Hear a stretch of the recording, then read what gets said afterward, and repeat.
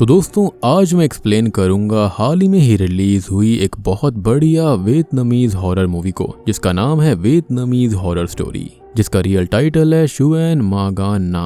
इसके अंदर हमें वियतनाम के काफी सारे अर्बन लेजेंड्स के बारे में बताया गया है, तो मूवी काफी इंटरेस्टिंग होगी। इसको आप हॉरर एंथोलॉजी मूवी भी कह सकते हो। कहानियां भी काफी इंटरेस्टिंग है, आपको सुनने में काफी मजा आएगा। तो चलिए अब बिना किसी देरी के चलते हैं सीधा वीडियो की तरफ। मूवी की शुरुआत में हम एक कपल को देखते हैं जिसके अंदर हस्बैंड का नाम शिन था और इन्होंने अभी अभी एक नया घर लिया था। अब दोनों ही शिन के लेट फादर के लिए कुछ अगरबत्तियां जलाते हैं और उनसे प्रे करते हैं कि उनकी ब्लेसिंग्स हमेशा उनके ऊपर बनी रहे। खैर उसी वक्त उन दोनों का म्यूचुअल फ्रेंड क्वांग अपनी बीवी के साथ उनके घर को विजिट करता है, क्योंकि नए घर की खुशी में सभी सेलिब्रेट करने वाले थे। अब कुछ ही देर के बाद में उनका दूसरा दोस्त ट्रॉन्ग भी वहां पर पहुंच जाता है, पर आते हुए बारिश के दौरान वो काफी भीग चुका था, जिस वजह से उसे काफी ज्यादा ठंड लग रही थी। अब सभी यहाँ पर खाना खाते हुए बातें करना शुरू करते हैं, जिसमें काफी समय बीत जाता है और सब धीरे धीरे बोर होने लगते हैं। इसलिए सभी डिसाइड करते हैं कि एक एक करके सभी हॉरर स्टोरी को सुनाएंगे, जिसमें सबसे पहले क्वांग एक हॉरर स्टोरी सुनाना शुरू करता है, जो कि उसकी माँ ने उसको सुनाई थी। तो कहानी की शुरुआत होती है मिस वॉन्ग से, जो कि एक एक्ट्रेस थी और अपने समय की सबसे फेमस और लीडिंग एक्ट्रेस उनको कहा जाता था। मिस वॉन्ग काफी ज्यादा खूबसूरत थी, जिस वजह से जहां भी वो जाती उनकी फोटोज लेने के लिए लोग उनके पीछे पागल रहा करते थे। लेकिन एक रात अचानक से उनकी पूरी जिंदगी बर्बाद हो गई, जब रात के अंधेरे का फायदा उठाकर उनके ऊपर एक आदमी ने एसिड फेंक दिया, जिससे कि उन्होंने अपनी खूबसूरती खो दी और उनका पूरा चेहरा बर्बाद हो चुका था। अब उस दिन के बाद से उनको पब्लिकली कहीं भी नहीं देखा गया और धीरे धीरे वो गायब हो गई। इस वक्त किसी को भी आइडिया नहीं है कि वो कहाँ पर है, जिंदा भी हैं या फिर उन्होंने खुदकुशी कर ली। अब ये कहानी मिन नाम की एक लड़की अपने बॉयफ्रेंड को सुना रही होती है, यानी कि कहानी के अंदर कहानी, जहां पर हम जान पाते हैं कि मिन का भी सपना है कि वो एक बड़ी एक्ट्रेस बने और मिस वॉन्ग जितनी सक्सेस पाले। खैर इसके बाद अगले दिन हम मिन को मिसेस न्यू के घर पर देखते हैं, जो कि खुद एक लीडिंग एक्ट्रेस थी और अपनी अगली मूवी के लिए एक न्यू फेस ढूंढ रही थी, जिसका क्राइटेरिया था कि उस न्यू एक्ट्रेस का फेस कुछ हद तक मिसेस वॉन्ग से मिलना चाहिए। और न्यू यहाँ पर खुद ही मिस वॉन्ग की बहुत ही बड़ी एडमायरर थी, इसलिए उसने ये कंडीशन रखी थी। यहाँ तक कि न्यू जिस घर में रहती थी वो वॉन्ग का ही पुराना घर था। अब इस ऑडिशन के लिए मिन जाती है और वहाँ पर वो एक दूसरी लड़की को भी इस रोल के लिए अप्लाई करते हुए देखती है। खैर कुछ ही देर के बाद में न्यू आकर दोनों के फेस को ध्यान से देखती है और ये कहती है कि मिन का फेस वॉन्ग से तो ज्यादा नहीं मिलता, पर फिर भी वो बहुत सुंदर है, जो सुनकर मिन बहुत खुश होती है। अब उसी रात मिन ये सारी बातें अपने बॉयफ्रेंड को बता रही होती है, जिसके बाद दोनों सो जाते हैं। अब आगे अचानक से आधी रात में मिन की आंखें खुलती है और वो मिरर के सामने जाकर अपने फेस को पील करना शुरू कर देती है, यानी कि स्किन उतारने लगती है। पर तभी उसे मिरर के रिफ्लेक्शन में एक स्पिरिट दिखती है, जो कि बहुत जोरों से चिल्ला रही थी और उसका पूरा चेहरा जला हुआ था। अब ये देखकर मिन की डर से आंखें खुल जाती है और उसको एहसास होता है कि ये बस उसका नाइटमेयर था, जिसके बाद उसका बॉयफ्रेंड उसको संभालता है। अब अगले दिन मिन वापस न्यू के पास जाती है, जहां पर जाकर उसे ये पता चलता है कि उसकी कॉम्पिटिटर में जो दूसरी लड़की थी उसने न्यू को मिन के उसके बॉयफ्रेंड के साथ लिव इन में रहने वाली बात बता दी है, जो कि मिन के लिए थोड़ी टेंशन वाली बात थी, क्योंकि इससे उसके रोल मिलने के चांसेस कम हो सकते थे। अब आगे मिन जब न्यू के घर में घूम रही होती है, तब उसे एक कमरे में एक लेडी दिखाई देती है, जिसको फॉलो करते हुए वो कमरे के अंदर जाने लगती है। पर उससे पहले ही उस पर एक दूसरी लड़की हमला कर देती है और ये सीन यहीं पर कट हो जाता है। अब अगले सीन में मिन की आंखें खुलती है तो वो ये देखती है कि शाम हो चुकी है और वो न्यू के घर पर ही सो रही थी।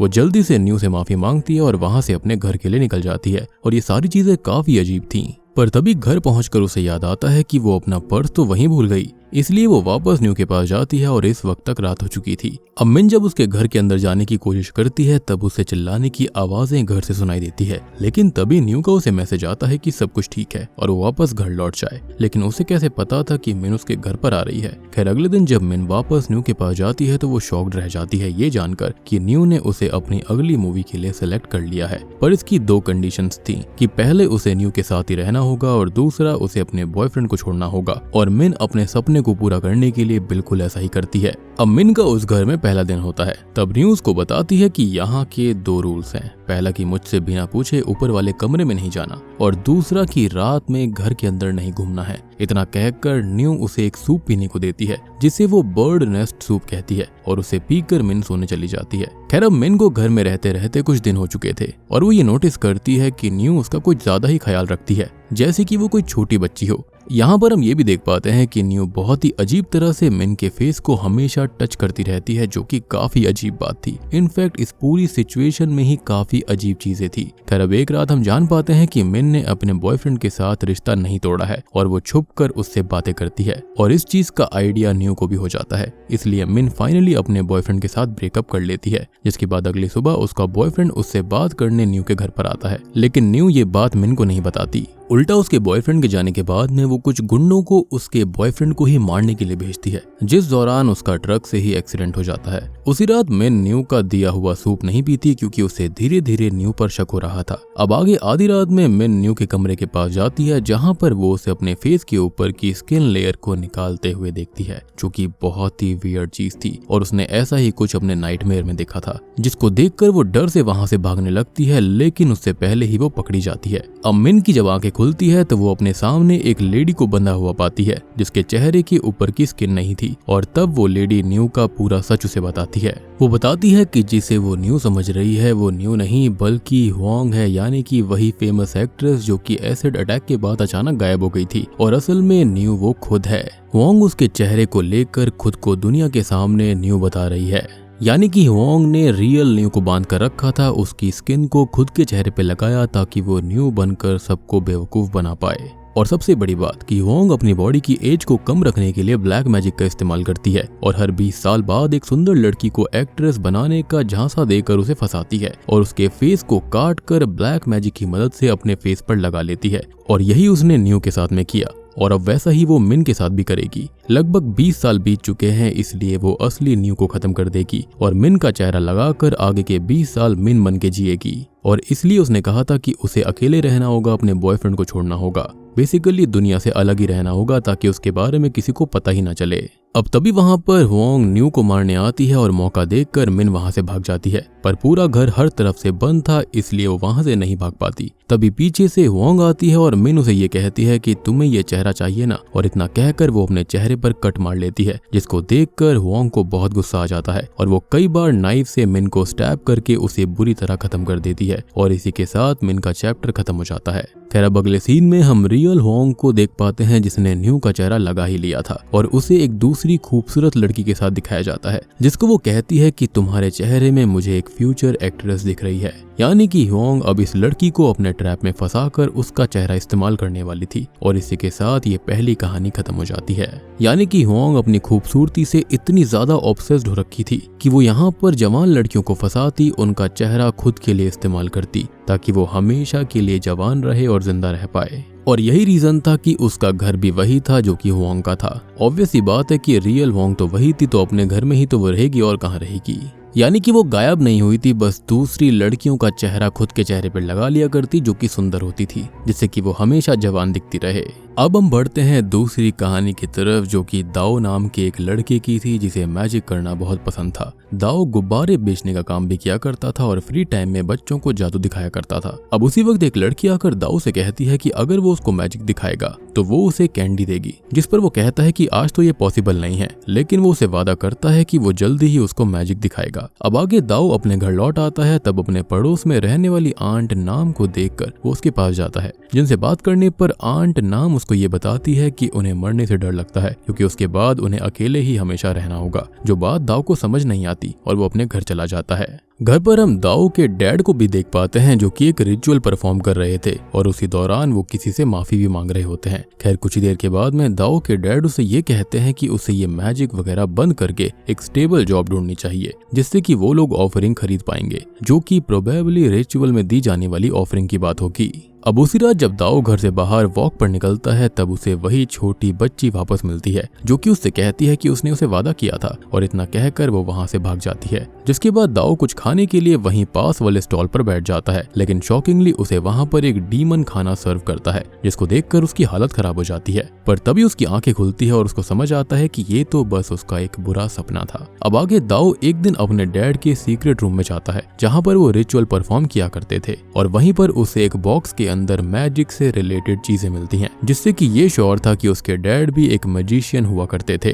अब एज अ व्यूअर हम एक बच्चे की कहानी देखते हैं, जिसे बचपन में मैजिक से प्यार हो गया था और उसने मैजिक सीखना शुरू किया, पर उसके परिवार ने कभी उसका समर्थन नहीं किया, यहाँ तक कि उन्होंने उसके जादू की चीजें उसके सामने ही जला दी। पर इससे उसका मैजिक को लेकर ऑब्सेशन खत्म नहीं हुआ था। अब आगे जाकर उसे एक मिरर का पीस मिला जिसके अंदर डेविल रहता था, और उस दिन से उस लड़के ने प्रोफेशनल की तरह स्टेजेस पर मैजिक परफॉर्म करना शुरू किया। पर इन चीजों के रिटर्न में उसे हर रोज डेविल को एक नया मैजिक दिखाना होता, लेकिन आगे जाकर वो ये करने में फेल हो चुका था, जिसके बाद आगे चलकर उसके मैजिक ट्रिक्स ब्रूटली फेल हो गए और उससे लोगों की जाने जाने लगी। तब वो लड़का सिर्फ डेविल के सामने आकर उसे मैजिक ना दिखाने के लिए माफी मांगता रहता था, और वो लड़का कोई और नहीं बल्कि दाओ के ही डैड थे। और यही रीजन था वो उसको ये कहा करते थे कि उसे कोई स्टेबल जॉब ढूंढनी चाहिए। और ऑब्वियस सी बात है कि वो उसका बेटा है तो उसके अंदर भी यही चीज होगी, यानी कि जादू के लिए ऑब्सेशन। और उसके डैड के रिचुअल रूम में रखा हुआ मिरर वही डेविल मिरर का पीस है जिसके अंदर डेविल रहता है। अब दाओ को शाम को एक काफी शॉकिंग बात पता चलती है। इनफैक्ट आप सभी भी बहुत ही ज्यादा चौंक जाओगे। तो असल में उसके नेबर में जो आंटी रहा करती थी ना, उसकी मौत तो बहुत पहले ही हो गई थी। जी हाँ, उनके घर में लंबे समय से कोई भी नहीं था। खैर दूसरी तरफ हम दाओ के डैड को खुद को डेविल के सामने ही सैक्रिफाइस करते हुए देखते हैं, क्योंकि उन्होंने दिया हुआ प्रॉमिस तोड़ा था। पर सही मौके पर दाओ आकर उनको बचा लेता है, और तभी उसे वही छोटी बच्ची वापस दिखाई देती है जो कि उसे ये कहती है कि उसने वादा तोड़ा है। तो मे भी हो सकता है कि ये छोटी बच्ची ही डेविल हो, और जो डीमन उसे खाना सर्व कर रहा था वो भी यही था। और इसी छोटी बच्ची ने यानी कि इस डेविल ने उस दिन दाओ से मैजिक दिखाने का प्रॉमिस ले लिया और उसे एक ट्रैप में बांध दिया। एनीवेज अब यहाँ से दाओ जब अपने घर जाता है तो उसके डैड सामने बैठे हुए दिखाई देते हैं, जिसके बाद दाओ उनके पास जाता है, पर उसके डैड उसे नाइफ से स्टैब कर देते हैं और कहते हैं कि तुम असली नहीं हो और मैं और तुम एक ही हैं। जो कि यहाँ पर आपको कंफ्यूजिंग लग रहा होगा, पर मैं आपको समझाता हूँ। तो इसका मतलब ये था कि दाओ के डैड का कोई बेटा था ही नहीं, यानी कि दाओ जैसा कोई कैरेक्टर एग्जिस्ट ही नहीं करता था, और ये बस उसके डैड की एक इमेजिनेशन थी अपने अकेलेपन को खत्म करने के लिए। और आखिर में उन्होंने अपने बेटे को नहीं बल्कि खुद को ही खत्म कर लिया, क्योंकि ये एक मेटाफर है, और इसलिए अंत में उनकी मौत हो जाती है, जिसके साथ ये दूसरी कहानी भी यहीं पर खत्म हो गई थी। यानी कि डेविल से बचा नहीं जा सकता, उसने प्रॉमिस तोड़ा जिसके चलते उसे खुद को ही खत्म करना पड़ गया, क्योंकि डेविल उसको टॉर्चर कर रहा था।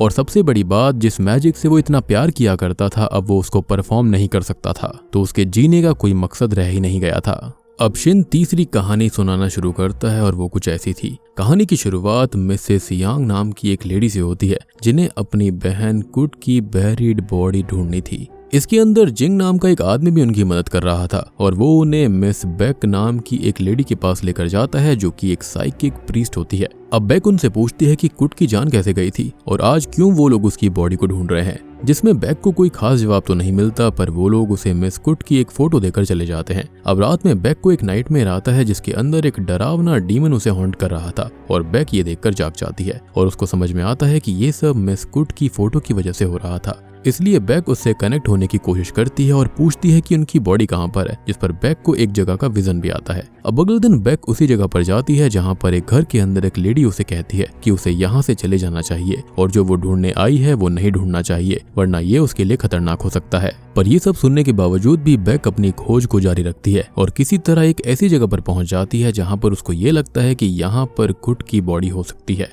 बेक अब उसी जगह पर मिट्टी हटाना शुरू करती है, पर तब तक कोई पीछे से आकर उस पर हमला कर देता है और वो वहीं बेहोश हो जाती है। अगली सुबह जब बेक की आंखें खुलती है तो वो अपने सामने जिंग को देखती है जो कि उसी जगह को खुदवा रहा था। बेक फिर यहाँ से बिना सवाल किए यांग के घर जाती है, जहाँ पर जिंग यांग से ये बोल रहा होता है कि साइकिक पावर के जरिए भी कुट की बॉडी को ढूंढना मुश्किल है, और ये सारी बातें बेक छुप कर सुन लेती है, पर जिंग भी उसे वहां पर नोटिस कर लेता है। अब शाम को मौका देखकर बेक जिंग को फॉलो करती है जो कि उसके ही घर जा रहा था, पर खुद अपने घर पहुंचने पर बेक को 2 बच्चों की स्पिरिट दिखती है जो कि किसी के सर से खेल रहे थे। अब बेक इस चीज से डरकर अपने घर में छुप जाती है, जहां पर रात में उसके ऊपर वापस सेम बिना सर वाली स्पिरिट हमला करती है, और इसी बीच उसी जगह पर वो पहुंच जाती है जहां पर वो कुट की बॉडी को ढूंढने आई थी। अब वहां पर बेक एक आदमी को किसी की बॉडी को दफनाते हुए देखती है, जिसको बेक पुश कर वहां से हटाती है, और फिर उसे अपने सामने कुट का स्कल मिलता है। और तब जाकर एक बात रिवील होती है कि असल में कुट का बचपन में किसी ने सेक्सुअली असॉल्ट किया था,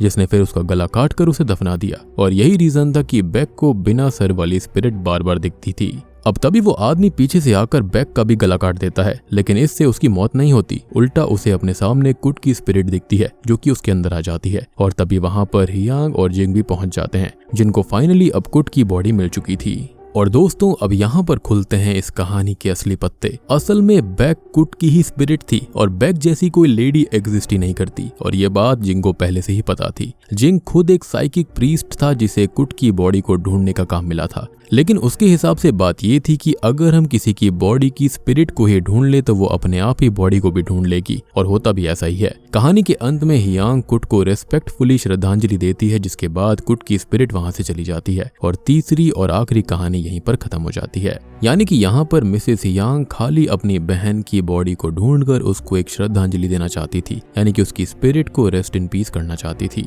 खैर अब यहाँ पर पांचों लोग कहानियों को सुनकर थक चुके थे और सुनाकर भी थक गए थे, जिसके बाद वो सोने चले जाते हैं। पर सबके जाने के बाद में हम ट्रॉन्ग को देखते हैं जो कि अजीब तरह से चलते हुए शिन के डैड के फोटो के पास जा रहा था। तभी हम न्यूज में ये देख पाते हैं कि एक 27 साल के लड़के की हाल ही में ही शाम को रोड एक्सीडेंट की वजह से मौत हुई है, जिसके अंदर उसका पूरा चेहरा बिगड़ चुका था। जिसके बाद हम ट्रॉन्ग के चेहरे को देख पाते हैं जो कि पूरी तरह से बिगड़ा हुआ था, यानी कि जिसका एक्सीडेंट हुआ वो कोई और नहीं बल्कि ट्रॉन्ग ही था, और यहाँ पर उसकी स्पिरिट आई थी। मेरे ख्याल से अब यहाँ पर ये सभी को खत्म करेगी या फिर इन सभी को एक बहुत ही बड़ा झटका लगने वाला है। और बूम, इसी के साथ में ये मूवी यहीं पर खत्म हो जाती है। तो दोस्तों ये थी वियतनामीज हॉरर स्टोरी फिल्म की कहानी। उम्मीद करता हूँ कि आपको ये एंथोलॉजी हॉरर फिल्म पसंद आई होगी। अब यहाँ पर जो ट्रॉन्ग था ना, वो स्टार्टिंग में इसलिए ही भीग चुका था और उसको ठंड भी इसलिए लग रही थी क्योंकि वो मारा गया था। और हमने अक्सर हॉरर मूवीज के अंदर देखा है जो कि मर जाते हैं या फिर उनकी जो स्पिरिट होती है वो बहुत ही ज्यादा ठंडे होते हैं, बिल्कुल कोल्ड होते हैं। तो ये एक बहुत ही सटल हिंट था स्टार्टिंग में। और अब आप यहाँ पर ये सोच रहे होंगे कि ये कहानियां आपस में कैसे कनेक्टेड हैं। तो देखो यहाँ पर ये डायरेक्टली कनेक्टेड तो नजर नहीं आती, लेकिन हाँ ये थोड़ी बहुत इस तरह से कनेक्ट हो सकती है कि जैसे पहले कहानी के अंदर उस लेडी का चेहरा बिगड़ चुका था, ऐसे ही ट्रॉन्ग का चेहरा बिगड़ा हुआ था। बाकी दो कहानियों के अंदर हमको समझ में आता है कि वो खाली स्पिरिट्स थी, ना कि वो रियल लोग थे। ऐसे ही यहाँ पर ट्रॉन्ग भी एक स्पिरिट था। तो इस तरह से ये कहानियां आपस में कनेक्टेड थी और शायद से इसलिए ही ट्रॉन्ग ने कुछ रिएक्शंस भी नहीं दिए थे। तो उम्मीद करता हूँ कि आपको ये एक्सप्लेनेशन और थ्योरीज पसंद आई होंगी। पसंद आई है तो वीडियो को लाइक कर देना, चैनल के ऊपर नए हैं तो सब्सक्राइब कर लीजिए। तो मैं आप सबको मिलता हूँ अगली वीडियो के साथ में, तब तक के लिए